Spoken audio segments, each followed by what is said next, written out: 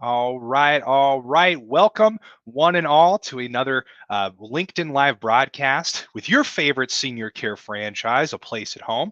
My name is Mitch Benson, and I'm the franchise development manager here at A Place at Home. And I'm joined by Danny Sloan, our operations and financial support specialist. What up, Danny? What up, Mitch? You know, just getting after it, talking a little bit about some things that can help prospective candidates understand what owning their own business could be like, right? And the first thing to know is to always listen to Danny. Is that right? That's what I hear. There you go. Just do what Yeah, Danny says, listen to Danny. there you go. Second biggest thing is see first big thing, and you should be Yeah, fine. exactly. Then you can run and operate your business. It's all Right. good. Should be okay. But if folks are going to listen to you, Danny, what do you tell them? What do you help people with here at A Place at Home? I help people manage their books and make sure they are accurate. Very good. That's huge. It could be that we've planned this all along to talk about accurate bookkeeping on today's LinkedIn Live. I don't know. Coincidence? Maybe not. No. uh, but I know whenever I talk about this, I feel sometimes that there's more to know than I've really experienced, right? Keeping accurate books sounds like a thing that you should do. It's probably good for you. I think it's a lot like beets. I hear people talking about them. Probably an okay thing to start eating. I don't really know what they are. So we're going to change all that today. And we're going to discuss a couple different things, right? Accurate bookkeeping being our main topic. But I want to kind of explore three kind of areas with you, Danny. And that first is just to clear up some of the confusion that maybe somebody like me has, right? We hear about bookkeeping. We think it's probably some sort of accounting and something that I want somebody else to do for me, right? But Yeah. let's talk a little more in depth. What is that? And bring some clarity to it. Um, and I'm going to lean on you for a lot of those definitions, right? But then once we got a solid little base here of what bookkeeping is, I want to kind of explore a world where we don't do any bookkeeping. Right? And we say, no, I don't like it. I'm not going to eat my vegetables. We're just going to move on and it'll be fine, right? What does that world look like? And spoiler alert, it is terrible. No, Very terrible. Don't do it. Just cut it out. right. You know what? Skip that one. We're not even going to talk about it. Not even going to put the image in your mind, right? Don't bring that negativity here. We're not going to do it. We're not going to do it. But we go through this, this valley of tears so that we can understand what the opportunity is like, what the real upside is to managing this, kind of legwork intensive, but very important opportunity to keep our book straight. So that our third big area we'll talk about is what happens when we do it well, right? Spoiler alert there, it is not terrible, but awesome. So we're going to get into all of that, okay? But let's back up here a little bit and just help me set the baseline here. We're talking about bookkeeping for all those other people who might not know what it is. Certainly not me, right? Danny, can you just tell us what is bookkeeping? Bookkeeping, the definition of bookkeeping is the process of tracking and recording your business's financial transactions. So, whether it's you paying bills, you receiving money, sending out invoices, that is what bookkeeping is. Mhm, mhm. Right. A ledger, Yes. the ins and outs, right? Mhm. But we don't use like, paper ledger books things anymore, right? This is No, all who does? software based, right? Cloud based, actually. Is that right? Okay. Yes. Awesome. So we were using, some sort of platform here to kind of track all of these ins and outs. Is that right? Mhm. Yep. Nice, Good nice. old QuickBooks Online. There we go. Everybody's heard of this, right? QuickBooks. This is what we use it for, right? To ultimately track that data and help us make decisions based on it, right? It's a big thing here. So we know kind of what it is. It's tracking stuff, right? We could probably do this with pen and paper, and that's what they did hundreds of years ago when this all came about, right? But now we're in the cloud, we're pressing buttons, doing all sort of stuff like that. Danny, can you help me kind of like walk through like a revenue cycle or something like that? Can we take the steps of what those financial transactions might look like? Yeah. So once your services had all been rendered and you Okay. go in, you create your invoices or bills. out of your CRM that we use. Everything gets then at that point kicked over to QuickBooks. Invoices are Mhm. sent out to the families or like the clients themselves. That gets recorded as a service. So your income, right, on your profit Mhm. and loss statement in QuickBooks. Then once you receive that money from your clients, it comes into your QuickBooks, you match it all up. Once you pay your caregivers and that comes all in to your QuickBooks as well, then on your profit and loss sheet, you can see how much money you're bringing in. You can see all the money you're going out, whether it's payroll or you're paying bills, payroll taxes, all that other business expenses. So then at the end of the day, QuickBooks is going to show you what are you bringing home at the end of the day, right? Mhm. There we That's what go. everyone wants to know. That's the big money piece. That's just it. And I think it's a fair question, and one that, we think of pretty easily. Like, well, what am I going to make in this business? I mean, that makes perfect sense, right? Uh, However, the steps that we need to take there sometimes get overlooked, or they're Mhm. not important, or they're just boring and we don't want to do it, right? Whatever those are, that may be true, yet it gives you a solid answer for the thing that we all want to know. How profitable is the venture that we're investing in, right? Correct. It gets us here, right? So I like it. I'm going to make sure I understand the cycle, right? Because of course, you and I are in the non-medical in-home senior care industry, right? Um, this service kind of environment is what we work with a lot, right? If you're looking at accurate bookkeeping for maybe retail oriented businesses or things that have a lot of assets, inventory, things like that, you'll have other considerations in addition to this. But often our service or the basis for our invoice is a thing that someone has gone to do for someone else, right? That's our thing, right?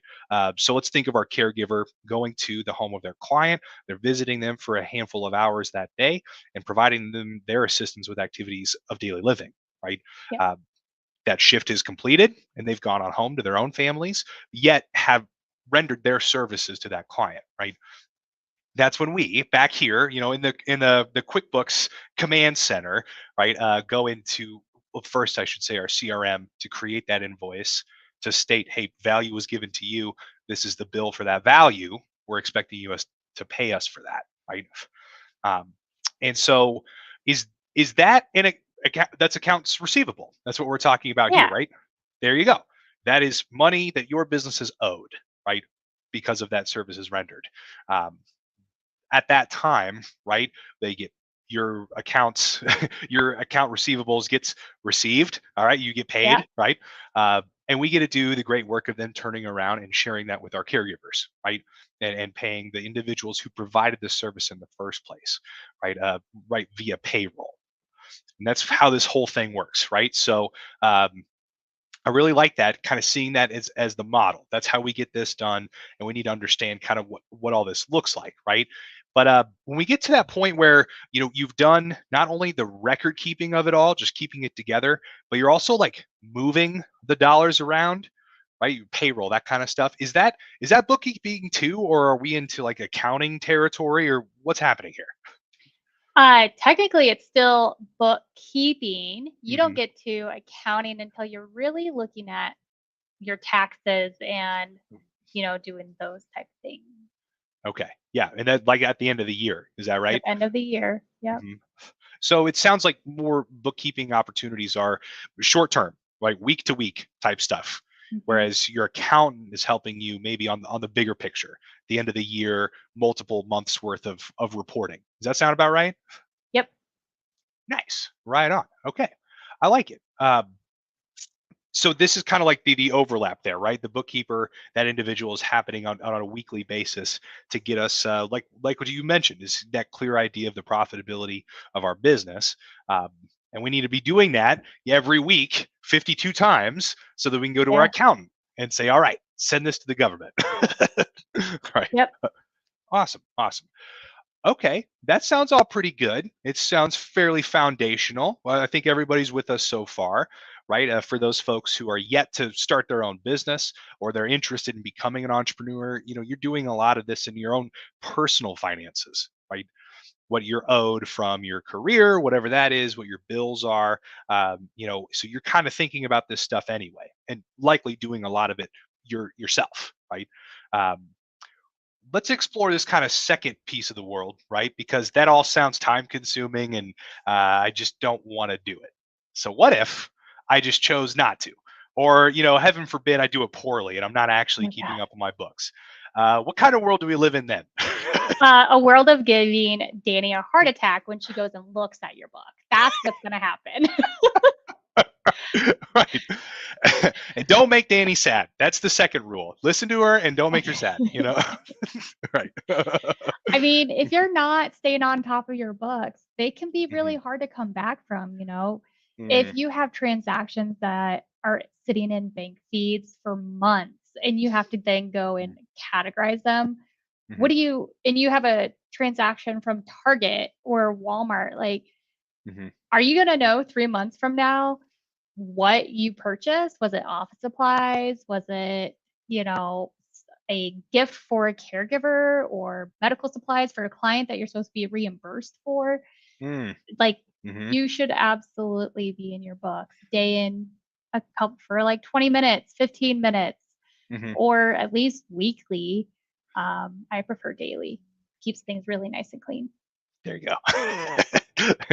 Right. Well, and I think to those three examples you just shared, right, where there's like a personal expense, something that you just bought for yourself, that's fine. Hmm. But perhaps a write-off, something you could have bought through your business for your employees. And then finally something that is actually, money that you spend that you anticipate getting back, right? So knowing that that process worked, that you did spend money that you were then reimbursed for, can only happen if you're able to connect those two, right? Right? And so when I hear this, it always sounds, like fruit, fruits and vegetables, good things to do for yourself, right? Uh, if you don't do this, you're in a hard spot, right? But when we kind of talk about this back and forth, we kind of identified, short-term pains, medium-term pains, and then long-term pains that'll come up if bookkeeping is either not tended to or we're doing it poorly, right? Um, Hmm. and so I think you've given me some examples, but let's talk about the short-term issues, right? If you're not doing your books, what's going to happen to you in a negative way in your short-term world? Well, if you're short term world, you're not going to know who still owes you money. You're not going to know if you overpaid a caregiver or underpaid a caregiver, because that is the one thing you don't want to do is underpay a Hmm. caregiver. But I mean, you don't know where your money's at. Like, that's Mm-hmm. a big issue. Hmm. Right. That's just it. You don't know where your cash position is today, right? And that's a problem, right? Because you could have been reimbursed, right, from somebody who owed you something, so that you can't get the great individuals doing the service your business provides what they need to run their own lives, right? And that's a problem. That is a shaking you by the shoulder, saying, "Listen to me. This is a problem." And the first thing you're going to do to solve that problem is try to look at your books that are just somewhere in some sort of disarray, right? Yes. And we can't do it. And all of a sudden, an issue becomes catastrophic really quickly, especially when all of this is together and you haven't given yourself the paper trail to try to solve it, right? Uh, that's a real problem, right? Uh, now, we also talked a little bit about kind of, I think, the thing that hits the real heart of what it does for us as entrepreneurs, right? You are owed money from somebody else, they pay you, you get to pay the folks who generated that service, right? And Yep. then ideally, there's something left over for Yeah. us, right? Right. For There we go. For me, for my family, for everything I wanted to do as an entrepreneur, there should be something there, right? Well, how much is there? If I You don't don't do my know. books, we don't know. Is You that would right? exactly. You would never know. What if you could have you did really well revenue wise in May, come first of June, you're like, man, like I should have quite the little pot there from May. I'm gonna just, pay myself a little bit more this month because I can. Well, you don't know if you can if you don't, do your books. Mhm. Right. how much of a bonus to use the entrepreneur get to take home? How much do Yeah. you get to invest in a caregiver appreciation event, right? Yep. Where you're able to do that. Could you take some of those funds into, a community event and donate, for a sponsorship for some event that you really love, right? You don't know if you can do those things. A vacation, How some about that? time off. Right. When what needs to happen for that, right? We need to take some time back. The business needs to continue to operate. Likely a person in your office has been elevated into a leadership position. They need to get paid to kind of take over for you while you're taking a step back. Do you have enough cash flow on a daily basis to get them what they need to do that for you? Without accurate books, there's no way, right? So we call Danny and we ask her if she can solve all this, right? I mean, yeah, sometimes I get that. Yeah. And sometimes she does, or gives us those options because I think that's a big upside to what a place at home franchisees can see for us too, is that this hole can get dug pretty deep and it's hard to get out of sometimes. But And if you, expensive. well, there it is, right? All the costs there. See, that's the medium term I want to talk about, right? Let's say you kind of hobbled through just kind of looking at, I don't know, the your checking account in your bank. If there's money there, I guess it should be working, right? Uh, Right. hope you think so, but the medium term issues start to come up, right? And that's where it gets expensive, right? Yes. What Talk to me about that. Let's say we are motivated to get out of the hole. What's it going to cost us, in spirit dollars as well as real dollars? Yeah, it's spirit dollars, your time. Mm, You could have spent 15 minutes a day clearing your bank feeds and making sure everything was accurate. mhm, And then if you don't do that, then you could be looking at 5, 6 hours, 10 hours of mm, book cleanup. And for how many months do you have to go back? mm, And if you don't want to do it yourself and you're not hire someone to go back and clean up the mess, that's when it gets really expensive.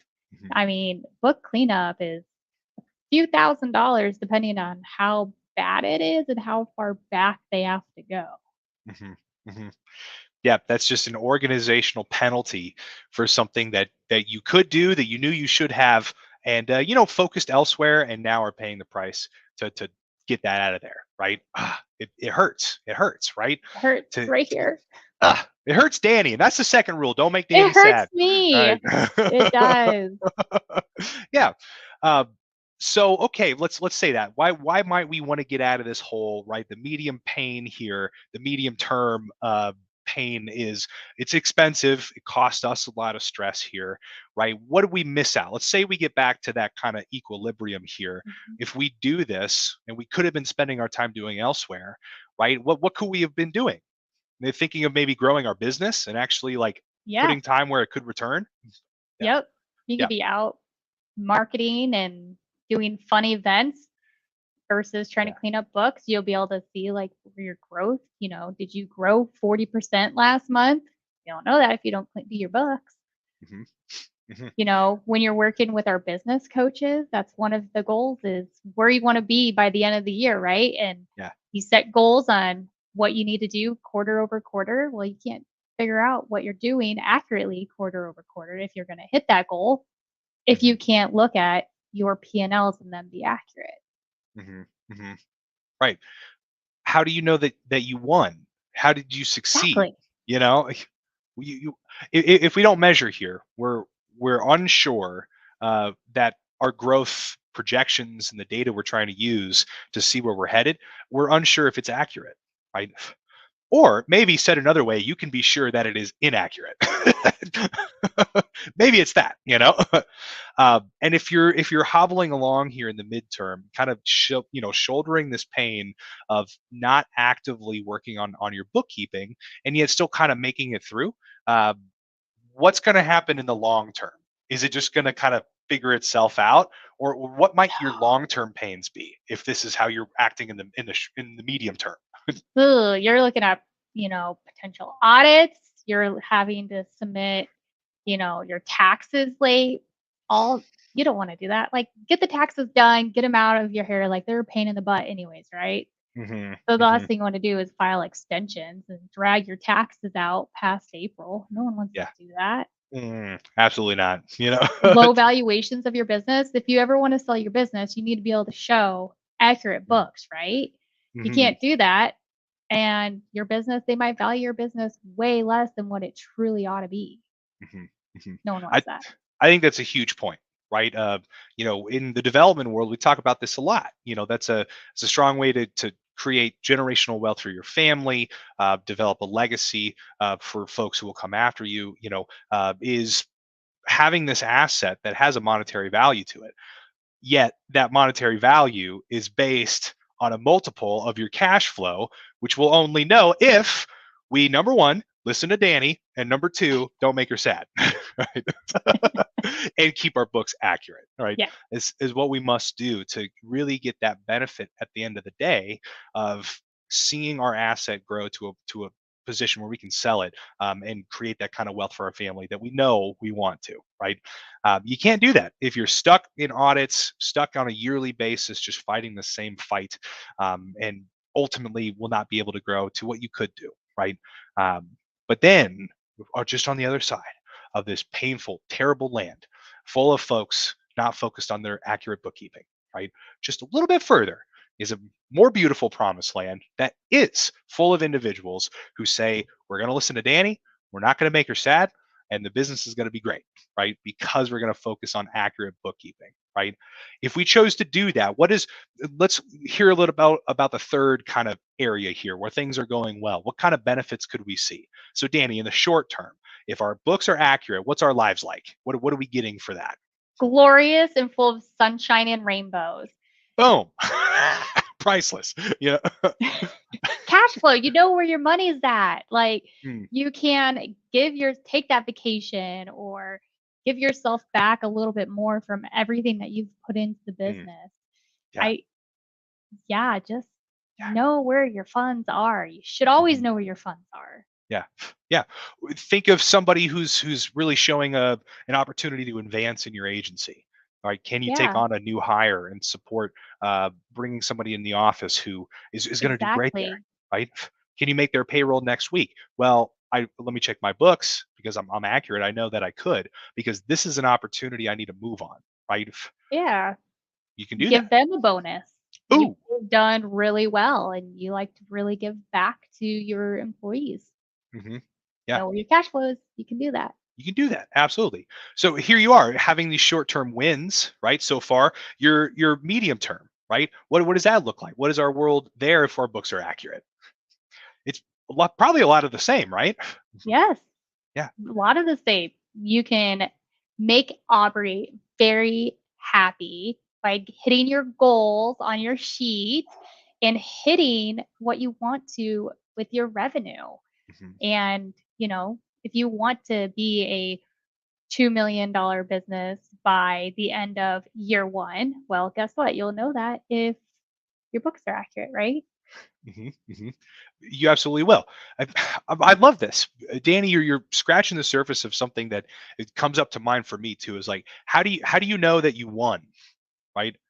How did you win? How did you know? How did you know that this goal was achieved? Well, you sent a measurable thing and you have data that you measured the whole way to see that Yep. you have, right?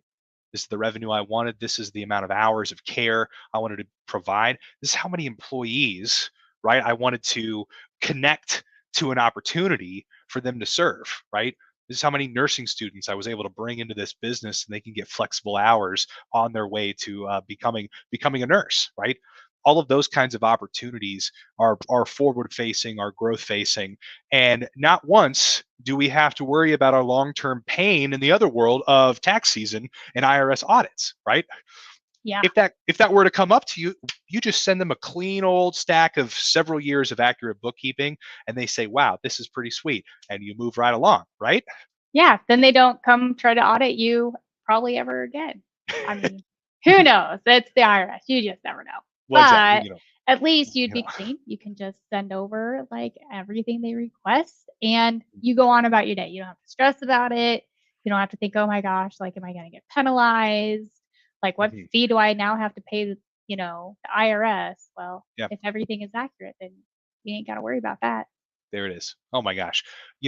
Danny, for this conversation so far, kind of looking at a world where we chose not to focus on our books and a world where we did choose to focus on our books, I'm getting like this kind of theme here that in the world where we chose not to focus on it and it kind of spins out of control, I'm getting this sense of like always playing catch up, right? Spending money on fixing things that Hmm. we let go into disrepair, right? And getting back to a moment where everything seems stable, right? Is this catch up, expensive, kind of excruciating world, right? Seems like that is what we can expect, and that's what we'll focus on if we chose not to focus on the books, right? Now, take that over to the other side of the world where A, we've listened to Danny, and B, we've not made her sad, right? Uh, and we did choose to focus on our books. The things that we get here is forward facing growth opportunities, right? It's Yep. just it's huge, right? It's something that we get to think about of taking it or taking an opportunity to step back with our families and grow the connection we have with them, investing further into outstanding employees, whether it be on a short-term basis because you know where your cash flow is and you can drop off a great gas card for somebody right then and there because you can swing it, Yep. or elevating them into a leadership position in the midterm goal so your long-term evaluation of this business is the highest it can be because there are great people making the business run in your absence, right? While you're out there taking a step back, right? That's just the Hmm. growth, the forward facing aspect of it all, right? So let's do that. Let's go get that stuff. That sounds great. What I want. There we go. Because we listen to Danny and we don't make her sad. All right. I think that's really what I'm going to take away from the whole thing. I've latched onto that pretty good. But uh, and that said, as we wrap up here, I'm hoping that the picture is becoming clear for us. That the benefits of accurate bookkeeping vastly outweigh the downsides of letting it just run amok, right? And the work that it takes to do this is within our control, right? We can do this. We can handle this as entrepreneurs, right? Uh, Yep. so the last thing I want to ask you, Danny, is how does a place at home? How do you, as our operations and financial support specialist, kind of get in there to help somebody, right? How can you help them get to the utopia?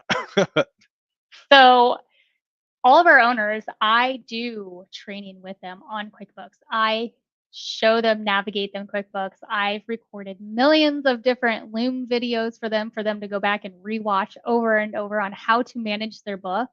Yeah. I'm always here to assist to help manage their books if they've got questions. But if at the end of the day, they're like, I rather be out in my market and not spend my time on my books. Hmm. I have fantastic vendors that would be more than happy to take that off their plate so they can focus really on the growth of their business. Yeah.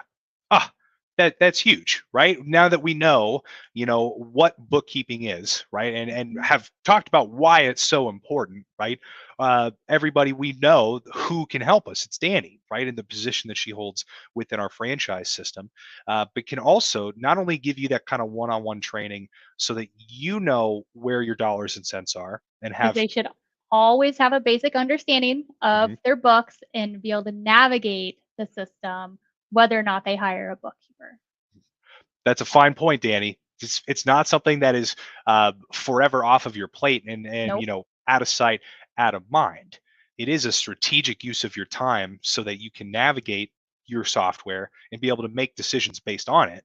Yet the legwork associated with this could either be done by you in the early days with the training from Danny, taking that a step further, or like you mentioned, scale this up, invest early, and bring on third-party vendors vetted by, you guessed it, Danny Sloan, Yes. Yes. right? So that the introductions being made are quality and can work with your business very quickly. So that, hey, this is getting done, the legwork is managed so that our entrepreneurs can stay strategic, right? And by doing this, they have listened to Danny and they have not made her sad, Yes. right? And it's Which all means sunshine your and books are rainbows. accurate. And it's all sunshine and rainbows, and everybody can be happy about a very accurate a business picture, right? How about that? I think that's all the problems solved right then and there, you know? But absolutely. Well, Danny, I appreciate you coming on this journey with me, opening my eyes to, some things that I thought I knew a little bit about, but having talked to you is clear now, right? Why this is so important for us, and even some tips on how to get there. What's at risk if we choose not to, or what the upside could be should we buckle down and invest in this early on. So I want to thank you, Danny, for all of your time. You are very welcome, Mitch. Happy to be Awesome. here. Woo! And folks, for joining the call today, I hope you got some great information. Sounds like a few of us did, right? That we've learned a lot. That a terribly exciting, conversation, right, was just as you had hoped, full of action, laughs, comedy, and all sorts of stuff. So I hope that it's helping everybody here, but that hey, this is a path to a really strong business in the future. And we're going to keep that going. Come back with us here these next couple Tuesdays. We're going to have even more information for you so that we can see just how starting this business and running it accurately, listening to Danny and not making her sad can work for you in your own market. But until then, everybody, I want to thank you so much for spending time with us. Have a great rest of your week and see you back here soon.